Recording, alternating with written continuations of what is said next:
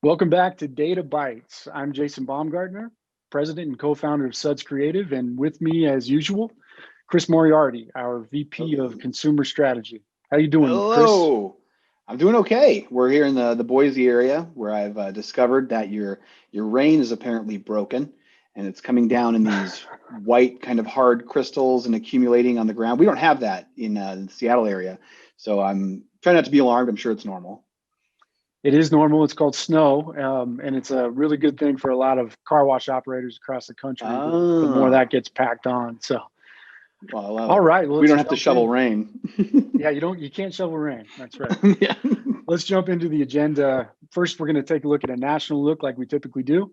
We're going to go into some trends. Then we'll jump into some state discussion. And we're going to go a little bit more in depth in a few of the states and look at a split of the year from week 22 on and from week 0 to week 22 and show you the differences and what we're expecting to happen in November and December this year.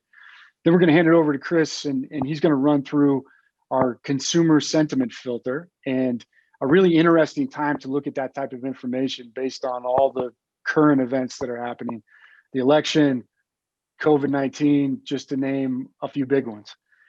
And then we're going to give you our contact information. If you have questions or there are things that you want us to go over in the next Data Bytes, please feel free to send those over. So let's jump right into it.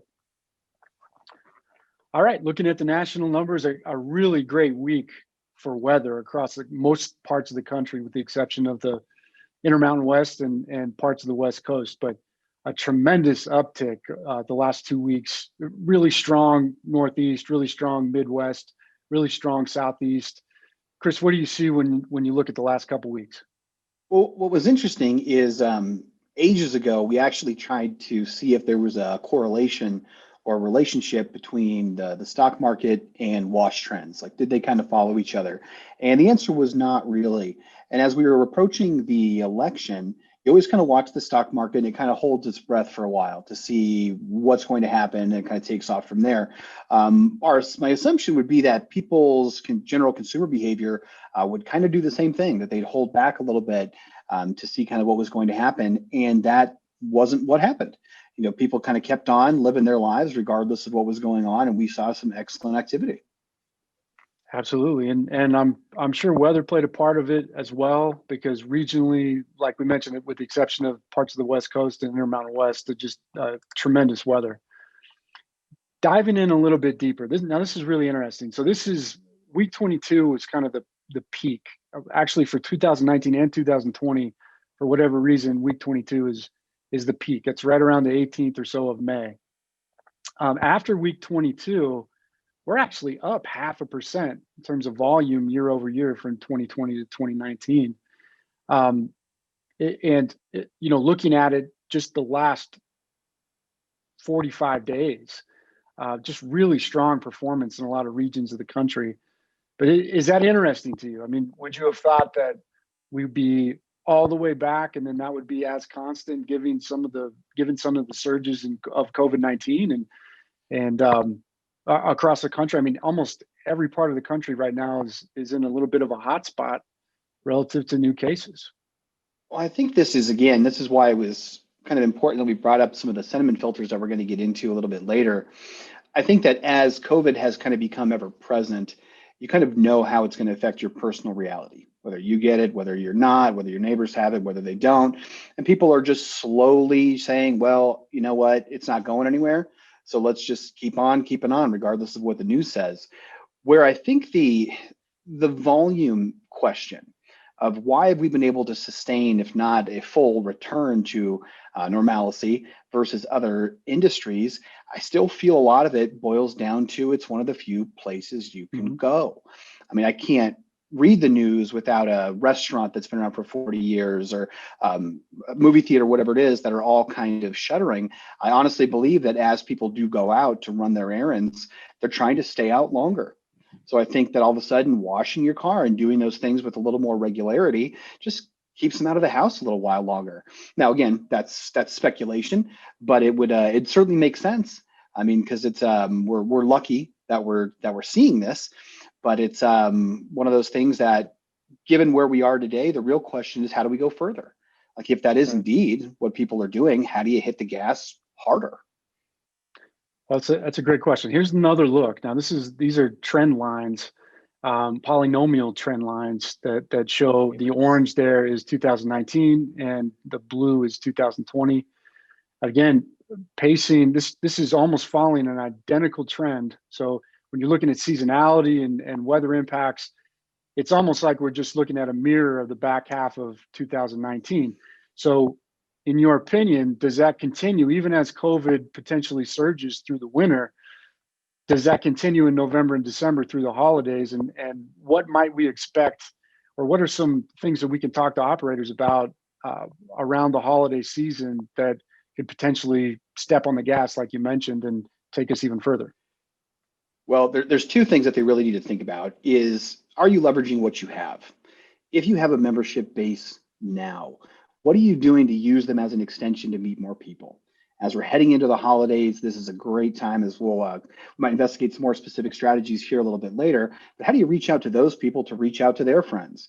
We want to make sure that if something does happen as it relates to COVID, probably the biggest risk right now would be that if we get into the new year and with an administration change, if there are new limitations, if there is a new lockdown style event, that's going to pull back from some of the organic traffic we're trying to leverage now. So you want to say, okay, well, if that volume does take a hit, what can I do to overcome that deficit? And the easiest way to do that is to reach through the folks that already know you, they like you, and you're in a relationship with. Because barring anything like that, the trend lines are so lockstep right now that we should be nothing but optimistic heading into the holidays. But as good as, if we're just as good as last year, we'll be happy. But there's really no reason that it shouldn't be even better. I agree. I also think that, leverage, you mentioned leveraging the tools that you have. If you have e-commerce as a tool, things like Black Friday, Cyber Monday, pushing that contactless type of sign up and contactless purchase arrangement, that can be really beneficial as well. And we're definitely going to leverage that with our clients. Here's another look. So you see here, week 22 to week 45. Let's look at week 1 through 21 and just look at this fluctuation. So overall for 2020, we're about 9% down from where we were overall volume. 18% of it, we're 0.5% up in the back half, 18% down in the front half. So again, this is pretty explanatory. You can see the COVID dip. But as we get into state by state, it's really interesting that there's definitely, depending on politics, depending on the severity of the lockdowns, the timing of the lockdowns, some states got hit a lot harder and some states really didn't get hit much at all. It really was just a matter of right place at the right time and control what you can control. I mean, that's one of the most frustrating things about this is you've got so many people, they're just loaded for bear. They're just sitting in the gates, just chomping to get some more action. And some of them have got held back a little longer than anyone would have liked. Yeah, particularly if you look at the shape of the Northeast. Now, Northeast has really rebounded. The last couple of weeks in Northeast, the last week was amazing. You can look at these.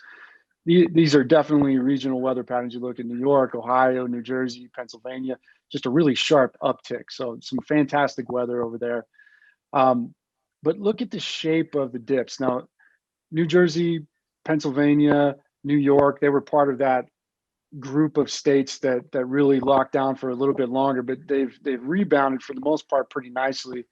Ohio, the same thing, one of the first states to come out with lockdowns. But then for the back half, really following some of that same pattern on the national side. And then, God, it's really good to see this nice little uptick, and which we have to assume is weather related. Absolutely. And we try to tell folks that sometimes the simplest tactics tend to be the most effective, where if it's all of a sudden you catch a break in the weather, get a sign spinner, somebody stand on the street and wave your arms, like reintroduce yourself to the community. Don't think that growing your business needs to come on the back half of fancy graphs and algorithms. I mean, just something as simple as increasing your visibility by this much can make a huge difference. So don't just sit back, be an active participant and say, hey, today's the day. People are coming. Let's jam this place full. Absolutely. Take a look at the Midwest again, really strong activity the last couple of weeks. You can see some of these dips, Indiana, Illinois, Michigan, again, politically, Nebraska is just relatively unscathed. One of those states that just really didn't see that much of a hiccup. Almost, you look at the blue down here during the COVID period, and it really kind of mimics just a bad weather pattern, and then they bounce back up. And look how strong the last part of the third quarter and so far in the fourth quarter has been for Nebraska. But definitely encouraging to see these types of volume numbers in the Midwest as well. Well, and I did some research in it. I did confirm that corn cannot get COVID. So it explains why Nebraska just they're doing fine. They're doing fine. Corn's good. That corn is good. That makes a lot of sense. I got to tell you my one Nebraska joke. You know the N on the helmets of the Nebraska football team. Do you know what that N stands for? I don't. Knowledge. Knowledge. Oh, it's my only joke. I'm from Iowa. It's like the one state we get to pick on. Everybody picked on us. I'm just kidding, Nebraska folks. I love you. Midwest for life. Midwest for life. I love it. Mm-hmm. All right. Looking at the Southeast is one of those regions that really, if you looked at a region that was super insulated from all of this, a majority of the states just really didn't have the type of drop off. And certainly the weather in the Southeast in the last 3 weeks has been phenomenal. So we are seeing a really nice uptick in volume. As you can see, we're showing Kentucky, Arkansas, Georgia, Alabama, but compared to the weather that apparently was going on this time last year, if you look in the orange, they all took a pretty big hit. Again, just underscores the importance of good weather. I mean, everybody knows that kind of what that drives, and we've seen a lot of people, especially multi-site operators and these groups that are getting bigger and bigger and bigger. They're really looking at their sites as you would a stock portfolio. We're looking to kind of offset volatility in one area with by using weather specifically. So if you live in an area where there's high volatility, you can offset that in another place that might have lower volume but lower volatility. And it's very interesting to see how people are applying some of this information. Absolutely. Quiz for you.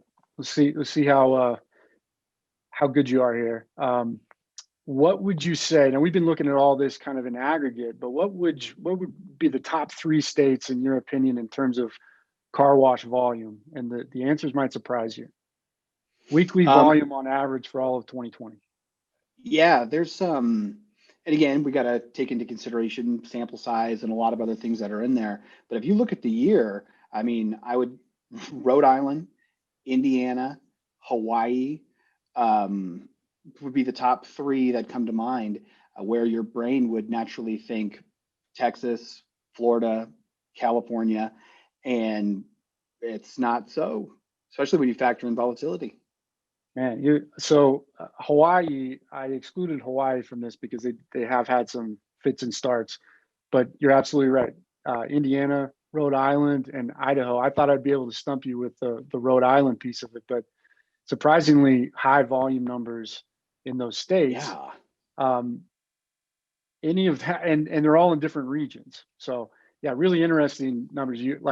I would have imagined Florida would be right there, Texas, but geographically much larger states, and areas like Indiana and Idaho maybe more concentrated in terms of population bases, but interesting nonetheless.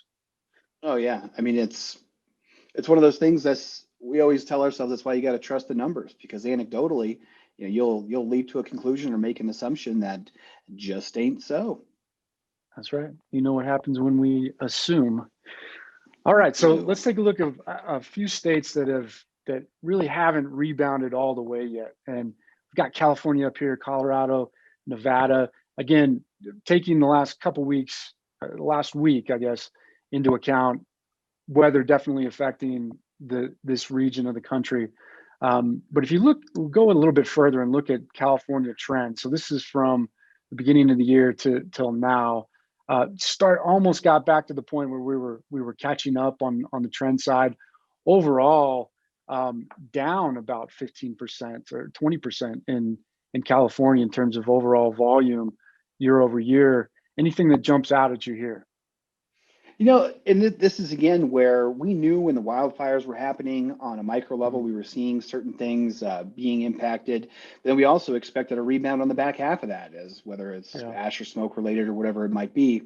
So as we looked at this specific incident, this is a great sort of example of what we do in terms of refinement. Because just like Texas, where West Texas and East Texas might as well be different planets, let alone the same state. Same thing with Northern California and Southern Sure. California.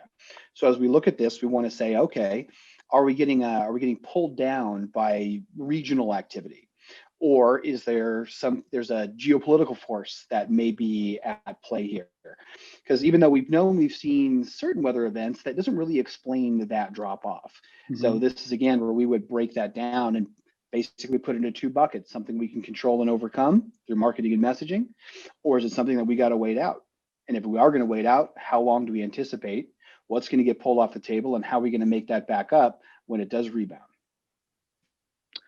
Do you think it's a matter of consumer behavior changing, or is it a matter of policy? Oh, it's the one thing that causes volatility more than anything as it relates to consumer sentiment is the unknown. When people don't know what's going to happen, their behavior jumps all over the place and it gets really, really crazy. And of course, we've known what's going on at a national level as it relates to change. I'm less familiar what's been going on a California specific level in Mm. terms of their elections, their changes, and where their focus is. We know that there's been a significant amount of just unrest in a lot of different areas. But if we were to plot that, there's always going to be a reason. But what we always want to try to predict is what's the strength of those reasons, what is the strength of a relationship between what's happening and those wash volumes. And based on that, then usually we can predict when we know it's going to be over. Interesting. Let's take a look at another one here. Colorado, again, you can see a gap, and this may have been weather related here. We get back up, actually pacing really strong, and then it drops off in COVID, and then we've just kind of echoed, albeit 15% down from prior years. Actually, Colorado ended up being around 25% on average per week, down from 2019. And they were one state that came out with they went back a stage and are limiting gatherings again to 10. And so increase in lockdowns certainly could have affected the last week. I think that came into place about a week and a half ago. So interesting to watch how from state to state, policy to policy, things like remote work, less people out on the roads. Mm-hmm. We're still traveling, but patterns have changed. And some of these places that have larger metro areas that or regionally could skew, it could be that the Bay Area certainly has had tighter lockdowns than other parts of California, and more remote work. Is that changing people's driving habits, and what does that look like going into November, December, January? An announcement was made that the Pfizer vaccine is 90% efficacy. Certainly, that's a shot in the arm or a boost for overall sentiment, and we'll get into that in a second. But what does that do? At what point does that affect policy? And I think that's the question. In some of these states that have fallen behind and stayed behind and just been consistently 15 or 20% below, and you can see just echoing some of the seasonality from the years before.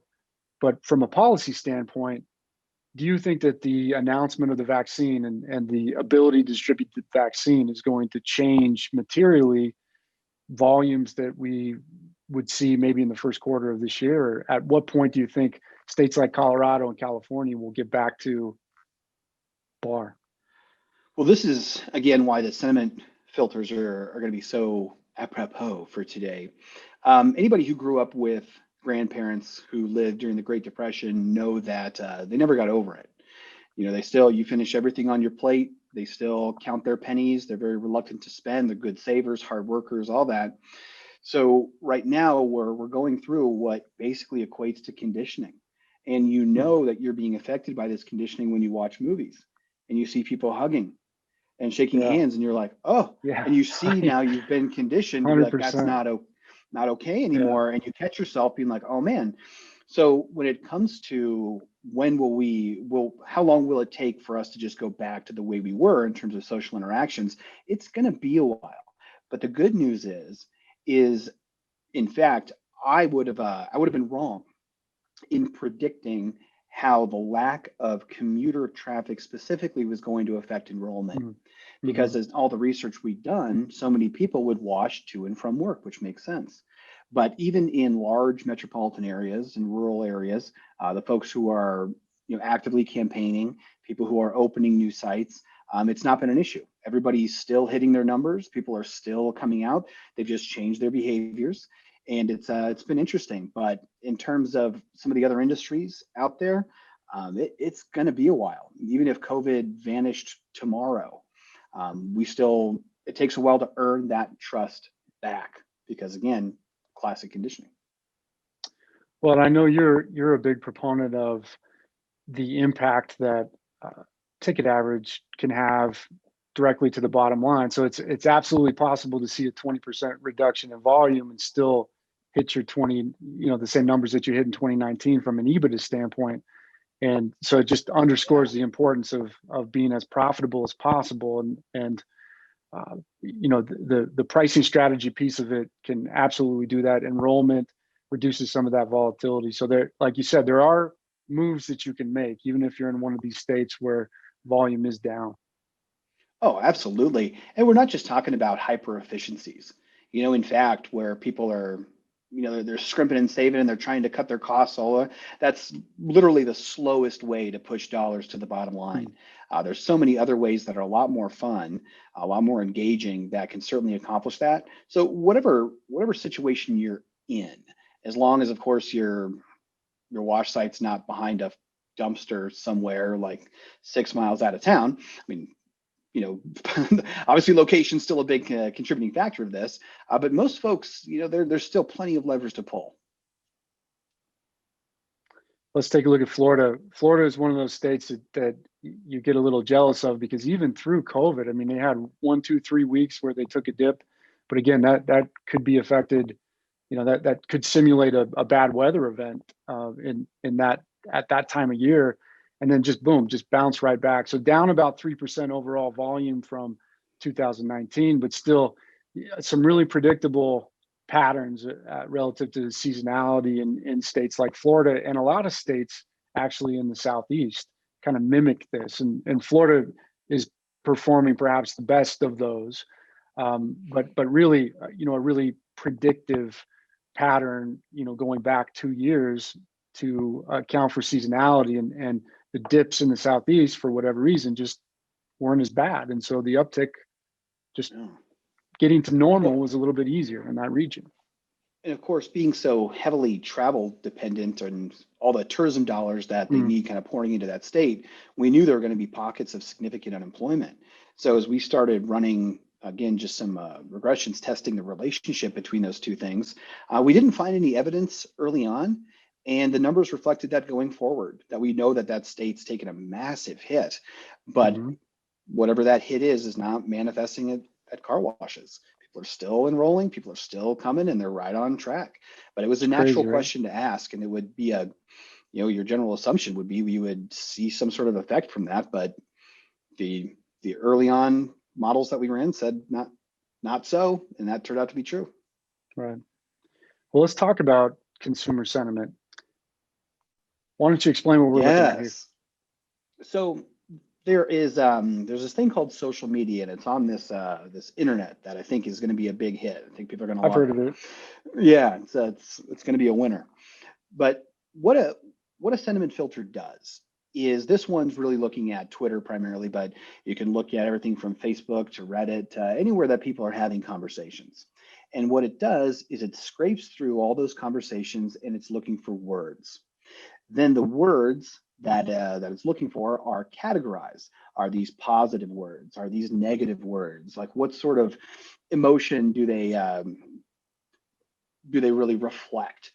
And this is something that we started tracking early on because what we know is how people feel about a situation is more important than the reality of the situation. Meaning that as many of us personally have not potentially been affected by COVID, how we feel about it, our anxiety about it, our belief about the future as it surrounds that topic is going to change the way that we behave. So as we look at this, we ran a few different ones, one of which we all knew was the election. And your business doesn't care what your politics are in large part, right? The tax man's a different story.